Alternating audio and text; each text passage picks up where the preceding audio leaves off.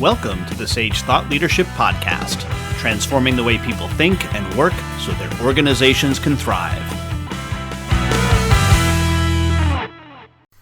Well, hi everyone, and welcome to our podcast.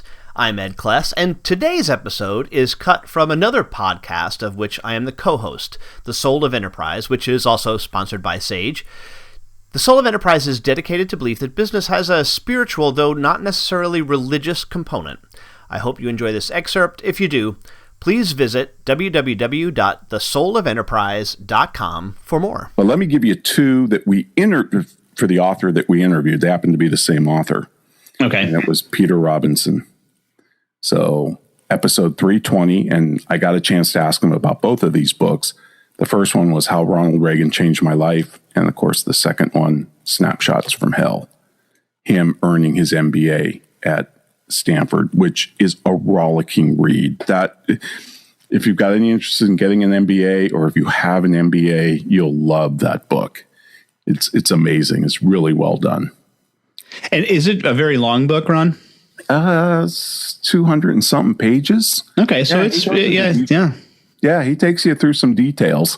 Meeting his wife. They were girlfriend, boyfriend at the time, and all of that. But just all the classes and all the professors, and just what they studied, and how it didn't have any bearing on reality. I mean, he was talking about being in one course, and the guy's going on about market failure, and how do we correct it?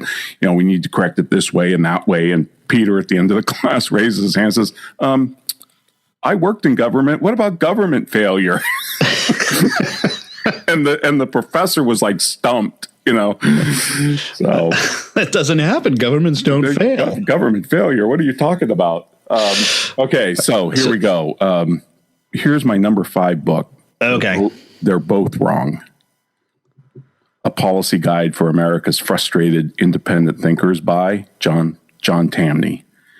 Phenomenal book, because he bashes both the left and the right. Yes. Basically from an economic perspective. And I love what he wrote in his foreword. He said, just because an idea appeals to a lot of people doesn't mean it's wrong. But that's a good working theory.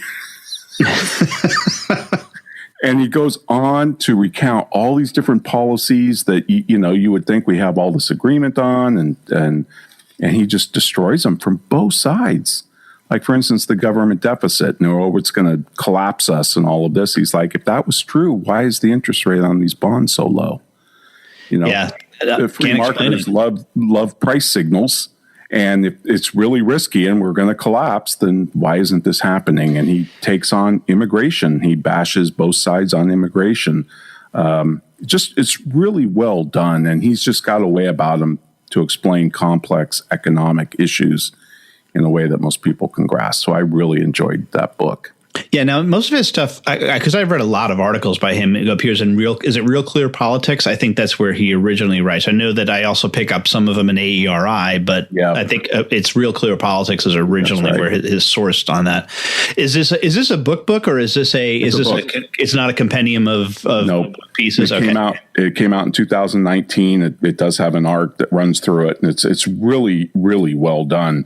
One thing he says when he takes on climate change, he says, you would expect to see, if Miami's going to go underwater, you would expect to see this embedded in the prices of real estate, which seems absolutely soaring sky high. And if it really is going to cause more hurricanes and more forceful hurricanes and more losses, then you would expect to see that insurance go up. And he quotes Warren Buffett from one of his shareholder meetings talking about, no, we don't see any additional losses from this from an insurance perspective. And Buffett should know, because if he's wrong, he'll pay for it.